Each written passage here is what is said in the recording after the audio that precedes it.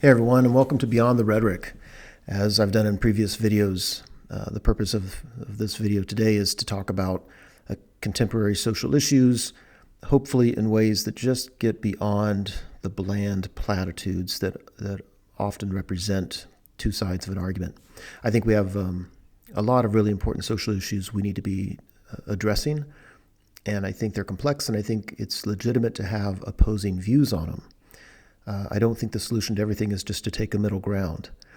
But I think a step towards a solution needs to be to have more real conversations about them and get past factual untruths and maybe get down to more value-laden conversations that inform where people stand on an issue. So with that, the last time I uploaded video, I was speaking with Dr. Tatiana Klubert about migration. It's a theme that we've done some research on. We have a book coming out in a few months on the topic. And yeah, we don't take a middle ground with that. I think we're pretty strong advocates of supporting human dignity and therefore of supporting people who find it necessary to migrate or to find it desirable to migrate. Which doesn't mean we think there should be completely open borders necessarily, but anyway. In that video, I think our perspective kind of comes across, and I invited people to leave comments, and several did. So what I want to do today is to talk about some of the comments that were made, because I think they represent, in good ways and in bad ways, some of the, rhetoric, if you will, around migration. So, migration is just... it's not just like a something that's in the news right now is something new or anything else. Migration, especially in the United States, has been a topic. I want to say a problem, but it doesn't have to be a problem. But it's been a contested area probably since the inception of the United States. I mean, it's just at one point it was like, who are these darn Italians coming over and taking over the place, and then the Irish and a lot of times, depending on where you are in the country, the darn Chinese people, I mean, whatever it is. I mean, there's always been like this anti-migrant rhetoric expressed by large chunks of people. So I did, and I think it's not that if somebody has concerns with migration that the concerns are completely false or selfishly based or anything else. I think there's some things that are worth talking about. So by way of structure, there were 6 concerns that I saw brought up in the comments on the previous video. And I think they're somewhat representative, and I think they'd be worth talking about. So even if you don't have like a strident interest in migration necessarily, I hope maybe this can be valuable in just thinking through one issue, which happens to be migration, in a way that might be fruitful in thinking about other issues. So, here in the United States, sorry, I had a technical glitch. So here in the United States, there's a lot of our migration comes from south of the border. A large percentage of our population would be Latinx, or however you want to refer to it. So one person referring to migration in the United States said that 70% of legal immigration is from Mexico and South America, and 70% of them qualify for support programs, in contrast to Japanese immigrants, where the number is only 5% qualify for them. So really what the concern is here is that, if I had to label it, I would say the concern is that migrants are freeloading off of welfare programs. And I'm separating Europe and America because I think we're fundamentally different that way. I'll talk about Europe in just a few minutes. So here's how, I think fair enough concern. Like a large chunk of our federal budget in the U.S. is for some type of welfare program. And I think anybody who's concerned about fiscal responsibility, I think that's a fair enough stance to take on something. I think we should be clear about what we're concerned about and why, because that informs maybe how we go about trying to fix it. So, first off, factually, 70% of legal immigration is not from south of the border. That's probably what I would have thought. But according to the Pew Research Center, excuse me, it's springtime. Let's see. 77%, so just by way of background, 77% of immigrants are legal. 23% are what we call undocumented migrants. And so the question is, and one, by the way, it's not 70% for south of the border. It's something like 32% now, and about 32% from Asia, and the remainder come from elsewhere.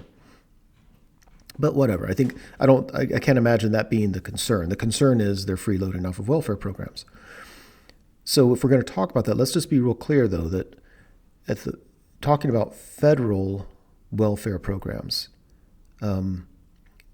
undocumented immigrants, what a lot of people would say illegal immigrants, they're completely ineligible for those programs. There's nobody that comes up here and not, they're not documented. They're not allowed to be here. Technically, they're not eligible for those benefits. So that's for those migrants, that's a completely, I'm not sure that's a legitimate concern. For people that are temporary migrants that come up just to work, they're ineligible for any of those benefits. So that none of it goes to them, with the exception of emergency medical care, but I can't imagine that being that big of an issue. For those that are here legally, I think it's fair that many migrants are relatively low income, especially if they're, it's a privileged few that are allowed to migrate, and money is not an issue. Legal migrants have to wait 5 years before they're eligible for those benefits. So to say that, oh no, migrants are coming up and freeloading for welfare programs, I'm going to call that one factually untrue. Now, could it be true? Could there be local municipalities that have programs for people regardless? Yeah, maybe. I don't know. I can only speak at the federal level. But at the federal level, they're not eligible for it. They're not getting it. And then if you look at long term, who uses welfare benefits longer, migrants use it less than people that were born here. So that's really just kind of a different issue, though. I mean, yeah. So I don't want to talk about that now, but why are people on these welfare programs, and what might be ways to get them off? Yeah, sure. That's a different conversation. But it's factually untrue that migrants come to the U.S.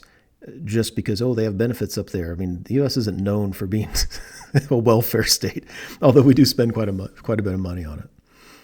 But what about Europe? Is Europe different?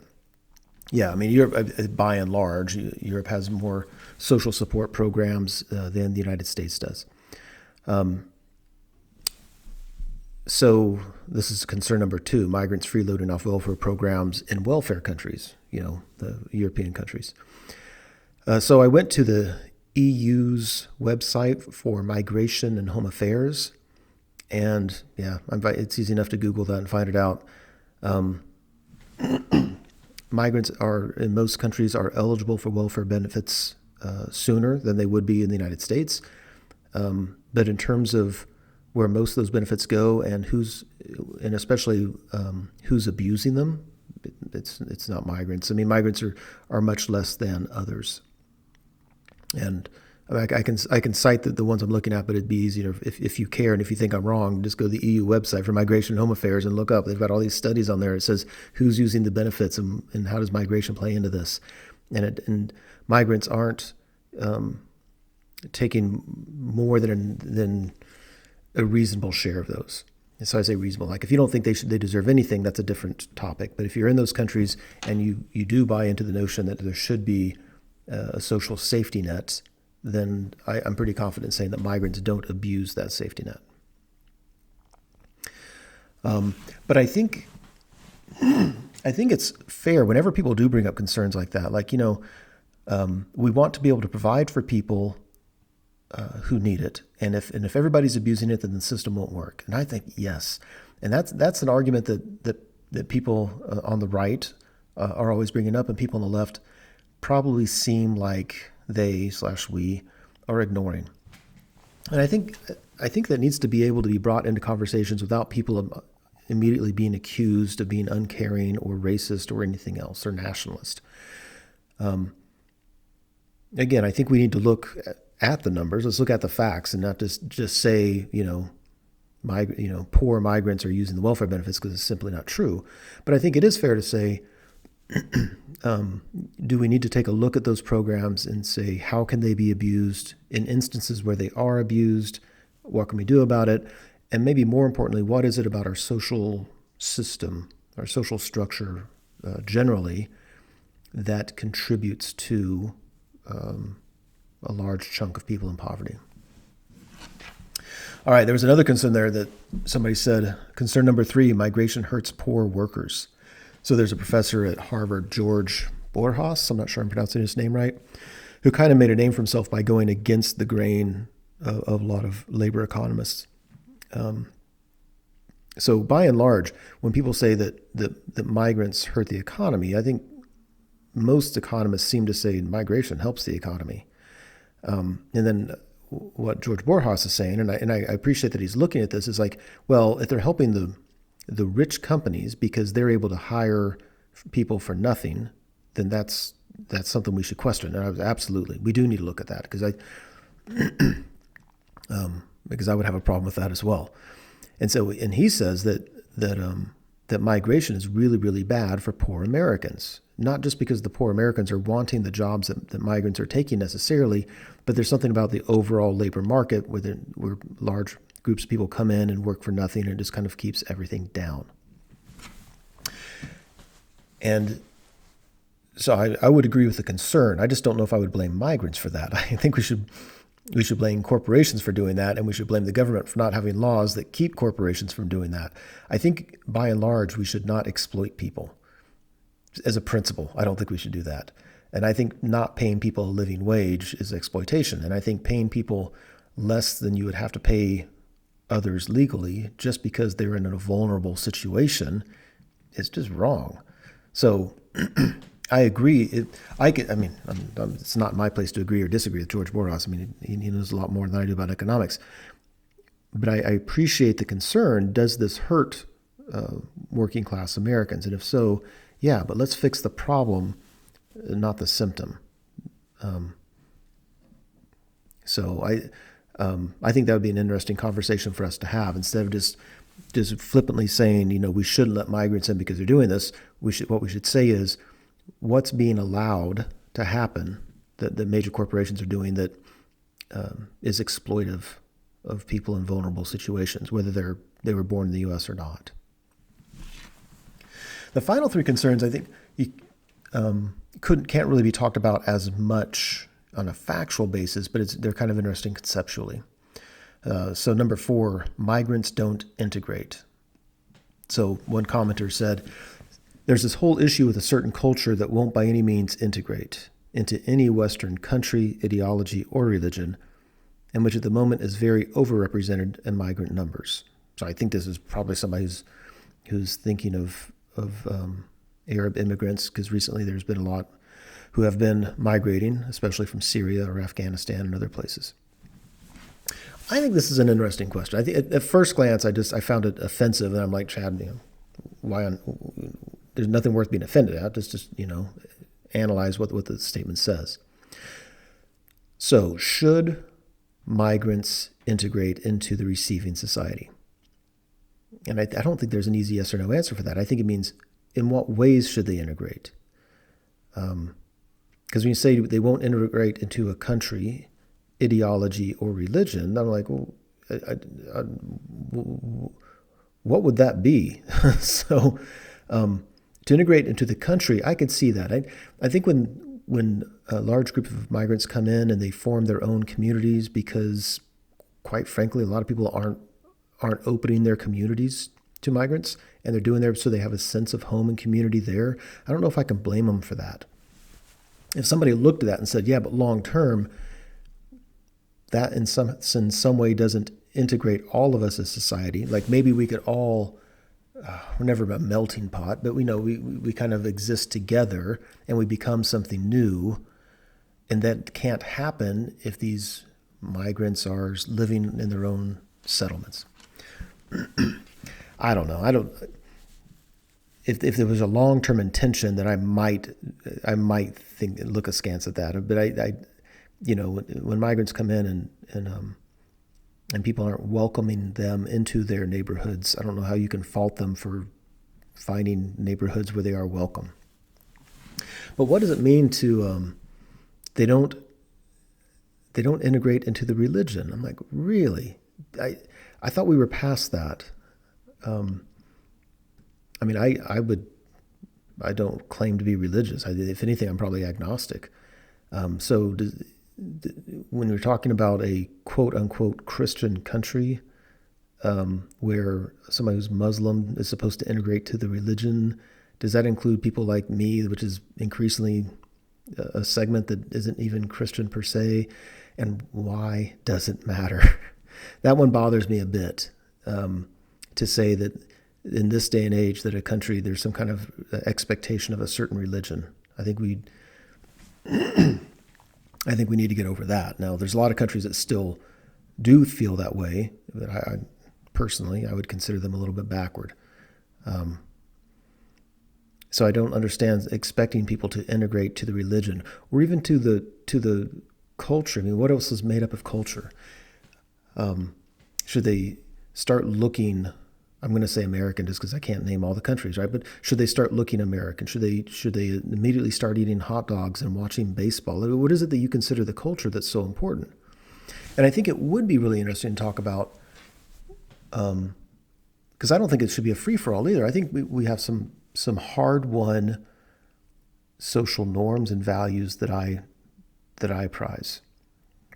There's a George Bush Jr. Has a book out, Out of Many One or something like that. And in promoting the book, he said recently, America's culture has always been a shifting kaleidoscope. What has remained constant is our values, a common belief in liberty, justice, and the pursuit of happiness. And I'm like, maybe that's it, or maybe it's another set of values. But the idea that we have some hard-won values that we said, no, these are the rules we play by. Belief in liberty and justice, etc. I mean, that's the basis by which you critique society and say, look, something wrong's going on. It's wrong because it doesn't represent these values of liberty, justice, etc. That's something where I would say, yeah, there needs to be some integration there. If you come from anywhere else that doesn't share those values and you want to come to our society because presumably you think this is worthwhile, well, yeah, we kind of expect these values to be upheld. But that doesn't apply to such things as religion, unless it's explicitly against those values, and most of them at the core are not. It certainly doesn't apply to culture, to what somebody looks like, or anything like that. And I tend to think, and I think a lot of people, when they hear things like people don't want to integrate, what they're saying is they don't look like me, they don't sound like me, they don't eat the way I do, they listen to different music, et cetera, et cetera. And so there's difference, and I don't want that here in my home. And I think that's something that we need to be talking more openly about, because I think that's, in an increasingly connected world, an increasingly diverse and pluralistic world, that's just real unhealthy. And I don't think it contributes to anybody's happiness. I don't think you're more happy in a supposedly homogenous society than you could be in a diverse society. It also brings up should they integrate to language? If somebody moves to a new country, should they learn the language? I think so. So I probably follow, if there's people who lean left, I think they shouldn't have to integrate in any way. I'm like, I think there is some value in having a common language. And I think it's fair enough to say in our country, we're going to have a common language. So, but I think, more importantly, this conversation of integration is hugely important. And I think we need to talk more carefully about what does it mean to integrate, and what ways should we expect migrants to immigrate, and in what ways should those of us who are lucky enough to live in a society where we don't feel the need to migrate, what are things that we need to be more open to and more open about, where we, even though maybe we've been taught to think that people coming here should become like us, maybe those things aren't important. So concern number 5 that was brought up, countries with similar religions or cultures should help their own. So the quote was, this is the comment on my previous video, by the way, how come all the Muslim countries in and around the so-called war zones not take any refugees? Shouldn't we as a quote-unquote helping society not put some pressure on those countries to help out? Well, I guess those oil money from Saudi Arabia comes in handy for the people in the EU, as they sure as hell don't do a damn. All I want as a European Scandinavian is for people to see further than their own feelings and mercy. Of course I too feel like helping all I can, but you don't invite the fox into your chicken's den. Ooh, there's kind of a lot wrapped up in there. Some things I find interesting. I think there's an underall tone, a way of framing things. So the quote-unquote so-called war zones, I'm not sure why that's in quotes. I mean, they are war zones. I mean, Afghanistan is a war that the United States had a pretty heavy hand in. But of course, it's a Scandinavian American, so maybe there's whatever. That's flat out a war zone. Syria is having a civil war. I mean, it's a war, and war is ugly. Also, factually, Saudi Arabia does take in a lot of refugees. I'm not saying that other countries should do more or less. I'm not saying Saudi Arabia is doing enough. I don't know. But 35% of Saudi Arabia's population is not, they're not citizens. And a good chunk of those are refugees. So Saudi Arabia is second in the world behind the U.S. and tied with Germany for the most number of incoming migrants each year for the last several years. So it's kind of funny because whoever made this comment was calling out Saudi Arabia, and they are doing a lot. Now, could they do more? Should they do more? Whatever. But I find it interesting when you say they should do more because they're also Muslim countries. I see this distinction again between a Muslim country and a Christian country, and we're not in the 1100s anymore. Yeah, there are countries that have, a dominant religion.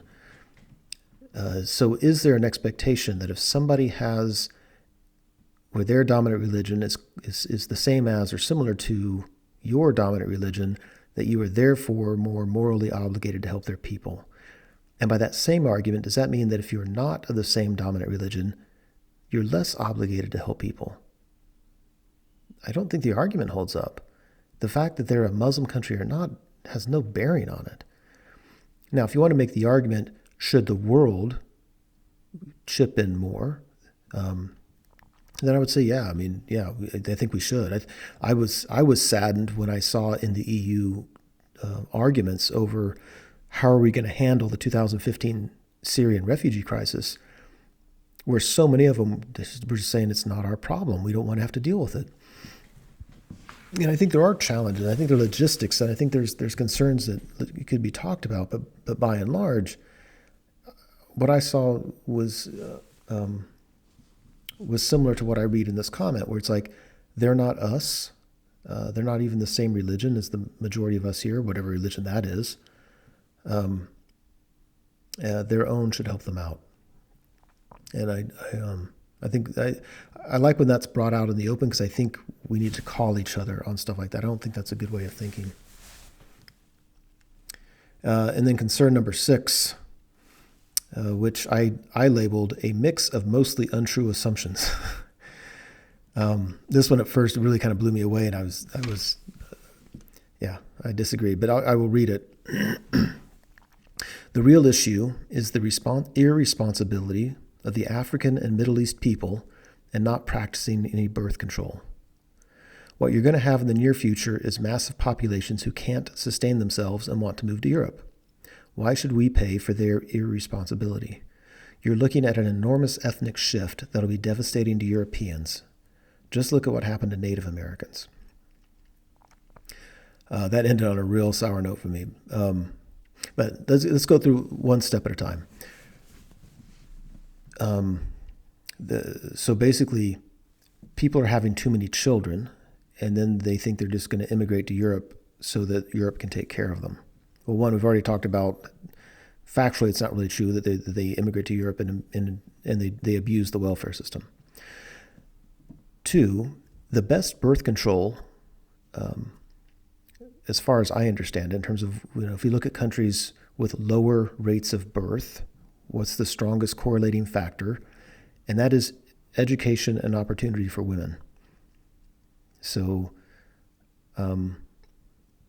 yeah, that's a more complex issue. They need to practice birth control. And you're talking about places where there are patriarchal systems and women, their job, so to speak, is just to be at home and have children. Yeah, that's not an individual choice. That's a cultural thing. That, yeah.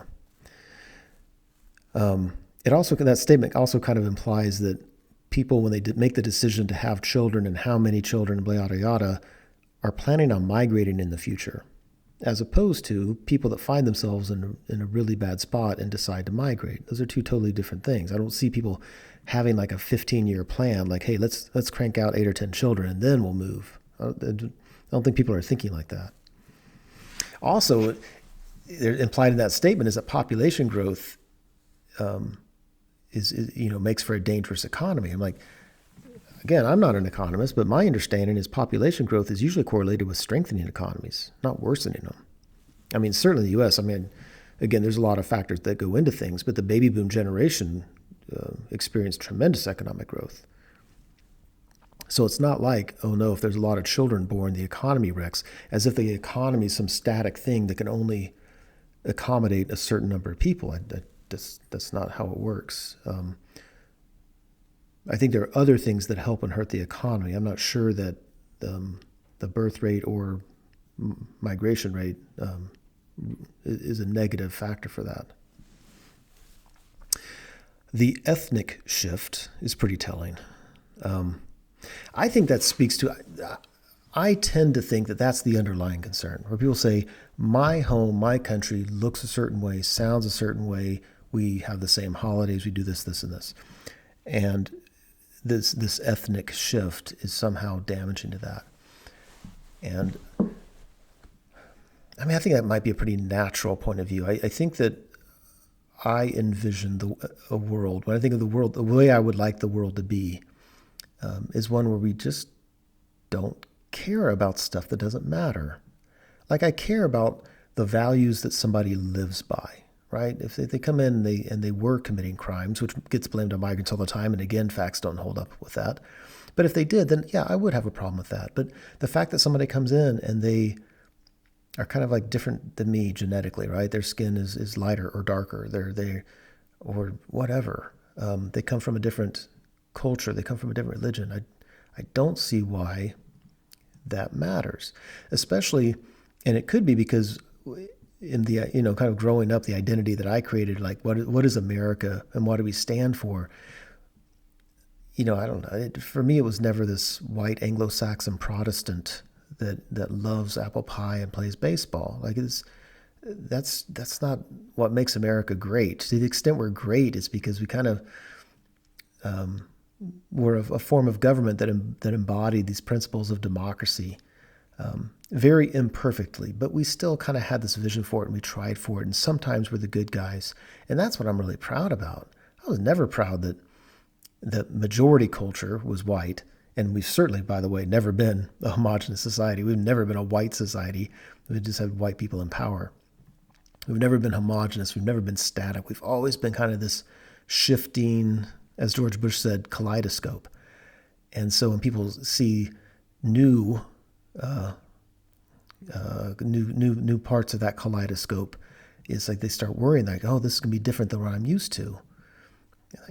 But maybe it's better to focus on what's important. What makes America great? Let's have conversations around that, or what would make America great, and let's really fight for that. And let's not worry about something as trivial as where people come from. What's their culture? And then, by the way, that last one about the Native Americans, well, that was a doozy. So first off, the genocide of Native Americans is a far cry from any risk that Europe's facing due to migration. That's an insult to Native Americans. They were murdered by the U.S. government. Yeah, and that's not because, the Europeans that came to the American continent, they weren't migrating in the sense of coming into to their culture, right? They just kind of showed up and started settling on land and then just taking more land. They're two fundamentally different things. I wonder, though, if that might be a good lesson to learn or a good thing to think about is how could that possibly have gone different? Might there have been a way for people to actually come together across that huge difference that there was between the Native American populations and the European settlers in a way that didn't have to end in murder and genocide, where maybe we could have assimilated with each other instead of one side, who's supposed to miraculously somehow become just like the other side. So I think we're back to how and in what ways should people integrate, if there's going to be migration at all. So, yeah, those are the comments that were left. And so, in some ways, I have to admit, my initial reaction to some of them was I was a little bit aghast and a little bit saddened. But I appreciate that somebody's willing to say what they're thinking. And I appreciate that in trying to make the point that I am trying to make, a lot of times I do take a very one-sided approach to migration, where my focus is on migrating is not easy. If people are willing to do it, there's a real good reason for it, or at least I'm willing to give the benefit of the doubt that they feel there's no opportunity where they're from, or they're fleeing from terror. They want a better life for their children. And I'd really like to see a longer-term solution of saying, what can we do so people don't feel the need to migrate? How can we make the world a better place everywhere instead of worrying about our country, our tribe? I want us to win, and I don't care about other people. What if we cared about other people first and foremost? And if they are in a situation where they need to come to us for having the kind of life they want to live, we work with that, and then we say on a longer-term project, what can we do just to make everybody's economy better? What can we do to promote ideas and principles that we like to say that we live by in America with other countries? So anyway, I think next time we'll talk about something besides migration. Thanks for sticking around for this one, though.